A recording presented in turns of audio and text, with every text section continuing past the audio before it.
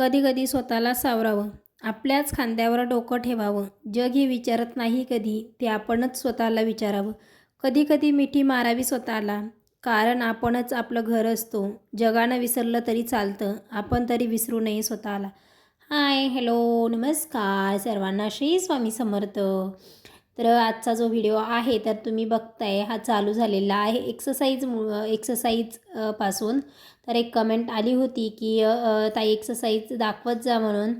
तर हो, एक्सरसाइजचे पण व्हिडिओ येतील, पण आता काय झालं आहे ना की थोडंसं जे आहे तर ते माझं रुटीन झालेलं आहे चेंज.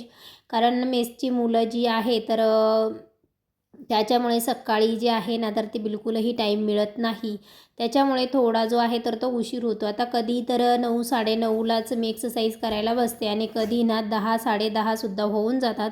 त्याच्यामुळे मग एक्सरसाइजचा टाईम काही फिक्स नसतो. तो कधी म्हणजे कधी सकाळी नाही झालं तर संध्याकाळी असं असतं. बरं, कधी कधी सकाळ संध्याकाळ दोन्ही टायमाला होत नाही तर मग फक्त चालायला जाते. तर पण करायचं असतं म्हणजे करायचं असतं. बरं, ह्या ज्या स्टेप्स मी तुम्हाला दाखवल्या आहे तर ह्या तुम्ही माझ्या बऱ्याच व्हिडिओमध्ये बघितलं असेल. तुम्ही जर मला फॉलो करत असाल तर मी अगोदर पण ह्याच जे आहे तर त्या स्टेप्स दाखवलेल्या आहे. आता हे मी रोज एकच करत नाही आहे, कधी वेगळं करते, कधी फक्त सूर्यनमस्कार करत असते, कधी स्टँडिंगची जी एक्सरसाइज असते तर ती करते, कधी फक्त मेडिटेशन करते, कधी असं बसल्यानेच करते. आणि कधी जर टाईम असेल म्हणजे संडे वगैरे असतो तर तेव्हा मुलं घरी असतात, घाई नसते, तर तेव्हा जे आहे ना तर ते थोडी जास्त वेळ एक्सरसाइज करते. आणि याच्यामध्ये जे आहे ना तर ते काही स्टेप मी नवीन पण अशा ॲड करत असते. तुम्हाला जर बघायच्या असेल तर कमेंट करून नक्की सांगा, मी कुठल्या स्टेप्स ज्या आहे तर त्या मी ॲड केलेल्या आहे. बरं, सूर्यनमस्कार करायचे म्हणजे एका दिवसाला जे आहे ना तर ते 11 सूर्यनमस्कार, 21 सूर्यनमस्कार किंवा 51 सूर्यनमस्कार जे आहे ना तर ते आपण करू शकतो. किंवा मग फक्त असं टायमिंग लावून द्यायचं आणि त्याच्यावरतीसुद्धा आपण सूर्यनमस्कार जे आहे ना तर ते करू शकतो. तर ह्या ज्या एक्सरसाइज मी तुम्हाला दाखवते तर ह्या एकदम साध्या, सोप्या आणि सरळ आहे, ज्याच्याने म्हणजे असं कंटाळवाणं वाटत नाही. आता एक्सरसाइज करायची म्हणजे आपण काही दिवस काय करतो की रेग्युलरली एक्सरसाइज करतो 2-3 दिवस आणि नंतर ना आपलं मोटिवेशन निघून जातं.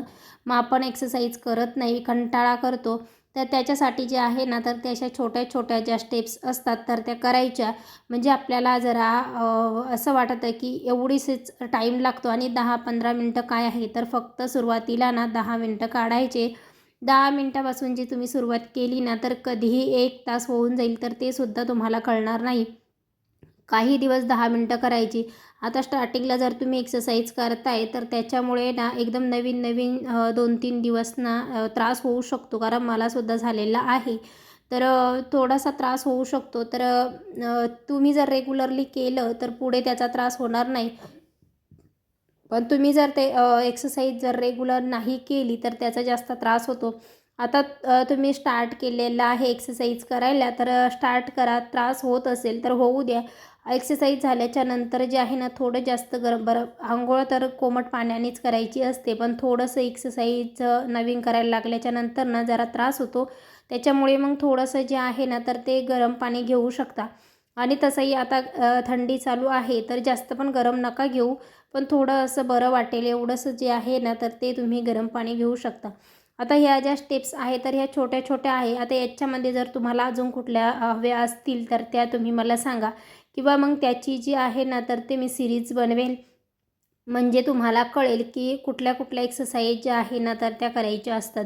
तर मी कधी-कधी ना फक्त सूर्यनमस्कार करते, कधी फक्त बसल्याची एक्सरसाइज करते, कधी जे आहे तर ते स्टँडिंग पोझिशनमध्ये करते आणि कधी मेडिटेशन करते. बरं, कधी-कधी तर फक्त चालते. तर असं जे आहे ना तर ते असतं. आता रेग्युलरली 1च तास, 2 तास असं केलं पाहिजे असं काही नाही आहे. सुरुवातीला तुम्ही टायमर लावून जे आहे ना तर तुम्ही टायमर लावून करू शकता आणि नंतर जे आहे ना तर ते सवय होऊन गेली तर टाईम लावायची सुद्धा गरज पडत नाही. आणि एखाद्या गोष्टीची जर हॅबिट झाली तर ती म्हणजे आपल्या रोजच्या रुटीनमध्ये ॲड होऊन जाते. आता एक्सरसाइज झालं त्याच्यानंतर मी आहे ते थोडंसं कोमट पाणी पिते, लिंबू टाकून. थोडंसं लिंबू पाणी असं नाही, पण फक्त पाणी थोडंसं कोमट करते आणि लिंबू टाकून पिते. आता कधीतरी लिंबू नसेल तर फक्त कोमट पाणीसुद्धा पिते. त्याच्यामध्ये तुम्हाला अजून काही पुदिना किंवा तुळशीची पानं वगैरे ॲड करायची असेल विलायची तर ते तुम्ही करू शकता. पण मी जे आहे ना तर ते फक्त रोज कोमट पाणी आणि लिंबू जे आहे तर तेच घेते. त्याच्यानंतर आत्ता थंडी चालू आहे ना त्याच्यामुळे मी फक्त म्हणजे एका लिंबाचा चौथा भाग असं घेते, म्हणजे अर्धं आणि अर्ध्यातलं परत अर्धं. तर असं घेते कारण लिंबू काही मला थंडीमध्ये सहन होत नाही, पण आता सवय झाली आहे लिंबू प्यायची. तर बरं वाटतं जरा पिल्याच्यानंतर, म्हणून मग थोडंसं का होऊ देत ना तर मी घेते. आता मी 2 टायमाला घेते, सकाळी आणि संध्याकाळी असं 2 टायमाला जे आहे ना तर ते मी लिंबू घेत असते. लिंबू पाणी घेत असते. व्हिटॅमिन सी जी आहे तर ती आपल्याला हवीच असते. त्याच्यामुळे 2 टायमाला मी घेते आणि आता थंडीचे दिवस चालू आहे तर थोडं थोडं घ्यायला लागतं, नाही तर सर्दी होते. म्हणून मग थोडंसं सकाळी आणि थोडंसं संध्याकाळी तर असं मी घेत असते. त्याच्यानंतर एक शांत बसते आणि जे आहे तर ते लिंबू पाणी पिते एक एक घोट करून. थोडंसं शांत बसून जे आहे ना तर ते विचार करत असते. आज कुठली कामं अर्जंट आहे, कुठली नाही.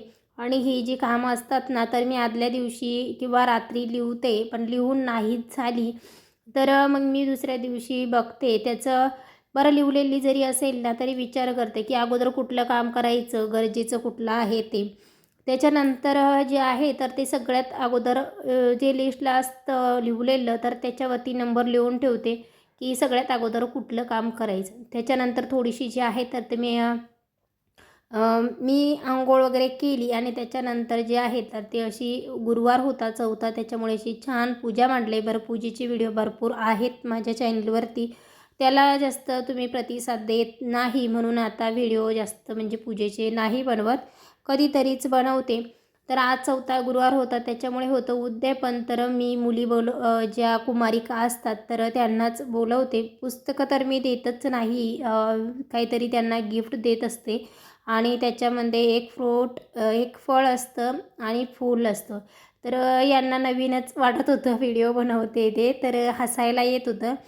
त्याच्यानंतर अशा ज्या आहे ना तर त्या 5 कुमारिका होत्या, तर एक लगेच गेली, तिला घाई होती. आणि आज ना मुली भेटत नाही कारण त्यांना पण बोलण्यात काही अर्थ नाही आहे. भरपूर जणी जे आहे ना तर ते सगळेच करतात. मलासुद्धा हळदी कुंकवाला जायचं होतं म्हणून यांच्याकडे हळदी कुंकवाला गेले. आणि इथे सुद्धा बघा स्वामी आहेतच, जिथे जाऊ तिथे स्वामी दिसत आहेत. आणि इथे आम्ही ज्या बायका आहेत ना तर त्या अशा मस्त तयार होऊन आलेलो. आता कधीतरी वेगळं वाटतं. तर चला, असा होता आजचा व्हिडिओ. व्हिडिओ कसा वाटला कमेंट करून नक्की सांगा.